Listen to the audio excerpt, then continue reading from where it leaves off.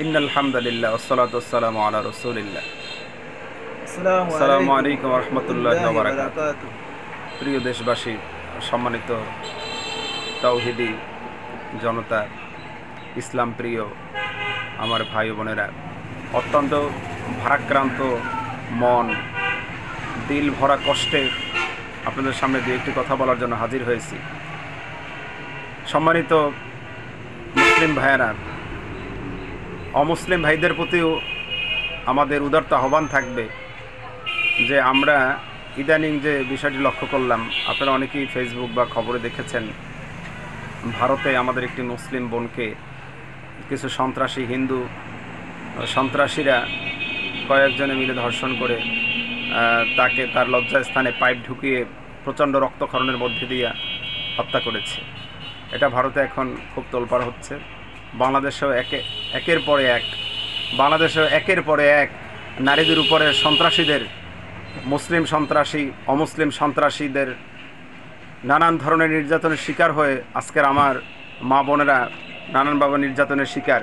সারা বিশ্বে আজকের কাফেরদের রোশানলে পড়ে আমাদের মা বোন, এমনকি নিষ্পাপ শিশুরাও রেহাই পাচ্ছে না। আমরা দেখেছি ইসলামের ইতিহাসে হজরতে সুমাইয়া রাদিয়াল্লাহু তাআলা আনহা, তাকে সন্ত্রাসী কুখ্যাত কাফের আবু জাহেল তার লজ্জাস্থানে তরবারি ঢুকিয়ে তাকে প্রথম শহীদি মহিলা হিসাবে আমরা যাকে চিনি, তিনি হচ্ছেন আমাদের বোন হজরতে সুমাইয়া রাদিয়াল্লাহু আনহা। তারই ধারাবাহিকতায় আমরা একের পরে এক দেখেছি সারা পৃথিবীতে, সারা বিশ্ব জুড়ে আমাদের মুসলিমদের উপরে, মুসলিম নারীদের উপরে কঠিনভাবে অত্যাচার চলছে। সেখানে আলেম ওলামা কিছুটা মুখ খুললেও আমরা দেখতে পাচ্ছি নারীবাদী সংগঠন যাদেরকে আমরা চিনি, যেমন বাংলাদেশেও অনেক নারীবাদী মহিলাদের সংগঠন রয়েছে। নারীরা তাদের অধিকারের জন্য সোচ্চার, তারা সম অধিকার চায়, সমান অধিকার চায়। অথচ নারীদের উপরে যে কঠিন নির্যাতন চলছে সন্ত্রাসীদের, কুরুচিপূর্ণ অসভ্য কুকুর শুকরের চেয়ে নিকৃষ্ট জন্তু জানোয়ার, মুসলিম মানুষ মার্কা জন্তু জানোয়ারদের জুলুমের শিকার হয়ে আজকের নারী শিশুরা সমানে আপনার হাসপাতালে কাতরাচ্ছে। জীবন নিয়ে তাদের এই যে সিনেমিনি খেলা হচ্ছে, আমরা দেখি মুসলিম নামদারি ব্লগার মহিলারা, আপনার বাংলাদেশের কুখ্যাত নাস্তিক কিছু মহিলা, যেমন বিতাড়িত সেই তাসলিমা নাসরিন, সে কিন্তু ইসলাম মুসলমান কোরআন হাদিস নিয়ে অনেক কটূক্তি করে, পুরুষদের নিয়ে কটূক্তি করে, আলেমদেরকে নিয়ে। অথচ এই যে ভারতে দেখলাম আমরা একের পরে এক আমাদের মা বোনদের উপরে যে নির্যাতন করা হচ্ছে। হ্যাঁ, বাংলাদেশে আমরা কিছুদিন এই গতকালকে দেখলাম যে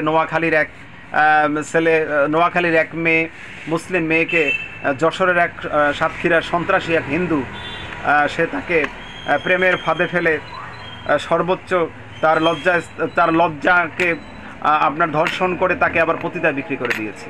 আমরা দেখেছি, একের পরে এক দেখছি, কিন্তু এর শেষ কোথায়? এই জন্য উদারতা আহ্বান থাকবে, আমরা যদি যার যার অবস্থান থেকে সোচ্চার হই, আমরা আমাদের ছোট পরিসর থেকে যার যার অবস্থান থেকে যদি আমরা প্রতিবাদ করি, সন্ত্রাসীদের বিরুদ্ধে যদি আমরা এক হয়ে সন্ত্রাসী নাস্তিক কুলাঙ্গার অপদার্থ মোরতাদদের বিরুদ্ধে যদি আমরা এখনও প্রতিবাদ না করি, একের পরে এক আমাদের নারী শিশু নিরীহ এই মা বোনদের উপরে জুলুম নির্যাতন চলতেই থাকবে। সুতরাং আমরা বসে না থাকি, এজন্য আমাদেরকে এখনই কাজ করতে হবে। হ্যাঁ, আমাদেরকে সোচ্চার হতে হবে, শক্ত আইন পাশ করতে হবে। হ্যাঁ, আমরা একটু দেখি যদি নারীদের ব্যাপারে আমরা একটু পর্দার কথা, আলেম ওলামা পর্দার কথা বলে, বোরকার কথা বলে, তখনই চারদিক থেকে আলেমদের বিরুদ্ধে কথা বলা হয়, নারীদেরকে ঘরে আটকানো, সেই নানান। অথচ নারীদের যে সমহারে গণহারে দর্শন করতেছে, শিশুরা 5-7 বছরের শিশু, 70-80 বছরের বৃদ্ধাকেও যেখানে ছাড়া হচ্ছে না, অথচ আজকের সেই নারীবাদী সংগঠন অপদার্থ নাস্তিক কুলাঙ্গার ব্লগার মহিলারা আজকের তাদের স্বজাতি নারীদের ব্যাপারে তারা আজকের কথা বলছে না। এটা বড় আফসোসের ব্যাপার, আফসোসের বিষয়।